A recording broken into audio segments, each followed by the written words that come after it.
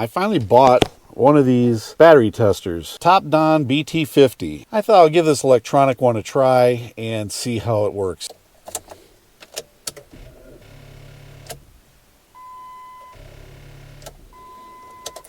Let's throw it on here. Clearly this one needs to be replaced. Let's see that it tells us that.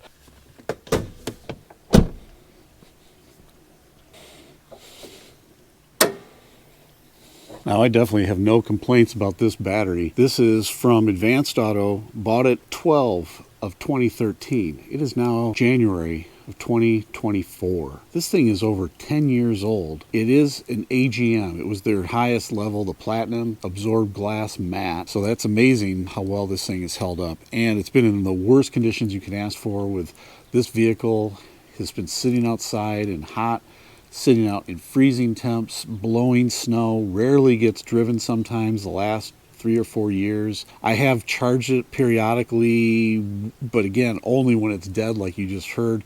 But I think this time it's finally given up the ghost, rightfully so. Let's throw that tester on there and see what we find. The end of January, we are uncharacteristically warm weather right now. It's almost 36, 37 degrees.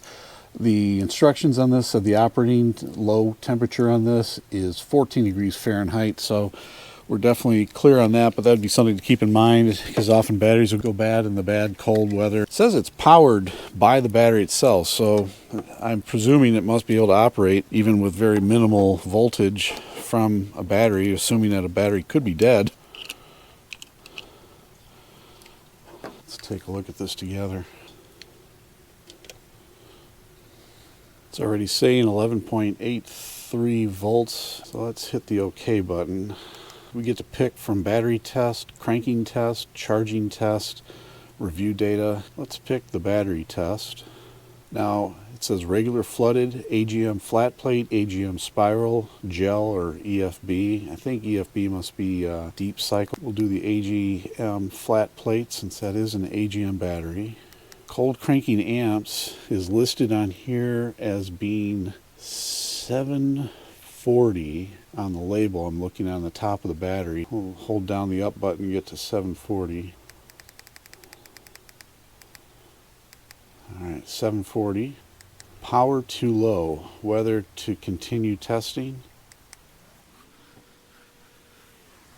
It says retest after charging, so it's so bad it's actually recommending a recharge. And it says health is 3%, charge is 0%, internal resistance is 20.54 milliohms. I'll throw the charger on there. I doubt it's going to do any good. Let's give it a charge and we'll see what it comes back with. So I'd say right there, that's kind of interesting. It knows well enough that the thing is absolutely dead, and they're recommending a recharge and then retest, just so we can test this thing out. I'll throw the charger on there and we'll see what it does.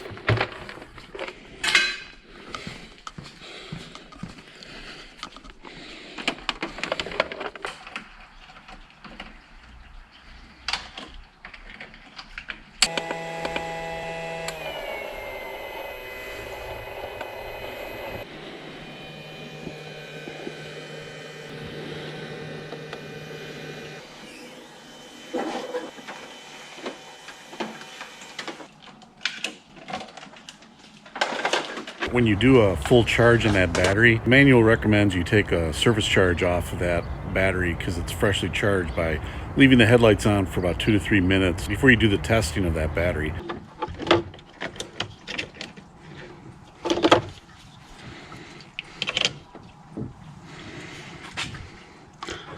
.56 volts battery test, and this is going to be the AGM flat plate 740 cold cranking amps.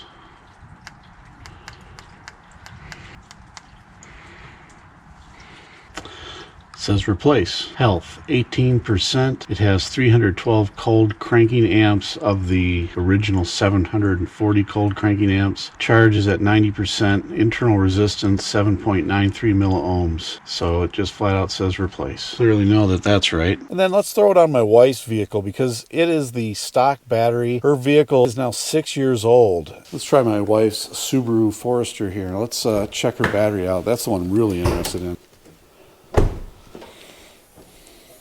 See, this tab this tab, here's a tab, here's a tab on both sides, and I'm just pry out on those tabs with my fingers. Now, there you go. So I'm going to put the red is got the positive, you got the positive there, so we're going to put this on there. And I kind of wiggle it around, make sure it's making good contact. We'll do the same thing over here. Looks like our TOPDON's coming to life. 12.73 volts so far. I'm going to hit OK. Let's do a battery test. But it's probably just a regular flooded battery. So we'll say OK on that. Let's enter the cold cranking amps. It's a CCA 470 amps, so that's 470 amps cold cranking amps. There's 470, and let's say OK. It says testing, and it says good battery. Health is 74%. Charge is 100%. The internal resistance, 7.4 milliohms. What other options we have here? There's a cranking test. Oh, the cranking test might be interesting to see. Looks like it's fine. The BT-50 said it may not need to be replaced, but that was just with the battery test. Let's see what happens when I use the cranking test.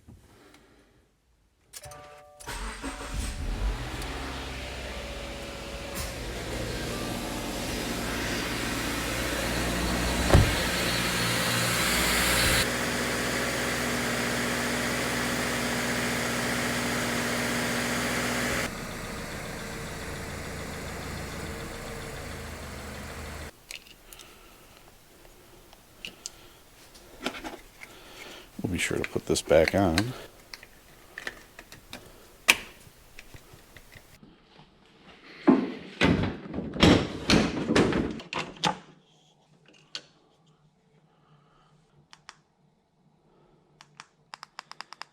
While we're at it, let's go check out my first Jeep Wrangler. It's got some work to do to get roadworthy again. It has a battery in it. I might actually take that battery out of there and drop it in the Jeep Liberty. This is my 2005 Jeep Wrangler battery. The sticker on it says December of 2017. So we're looking at this being just over 6 years old. Let's throw this on there. It says 12.14 volts. We're going to do a battery test. It is a regular flooded. Cold cranking amps is 800.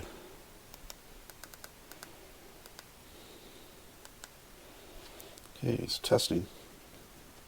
It says good charging. Health 43%, charge 22%. Internal resistance is 5.69 milliohms. It's got 527 cold cranking amps. It's supposed to have 800. So I'll throw the charger on there. You know, it really sets this TOPDON BT-50 apart from just using a digital voltmeter or a DVM, which you can use to measure the voltage on a battery and get a general idea of the health of a battery, but that is about all you can do is measure the voltage on a battery. It can be deceiving. You can get good voltage and a battery can hold its charge, but it's when you go to crank the engine over that it can really show its true colors, whether a battery is good or not.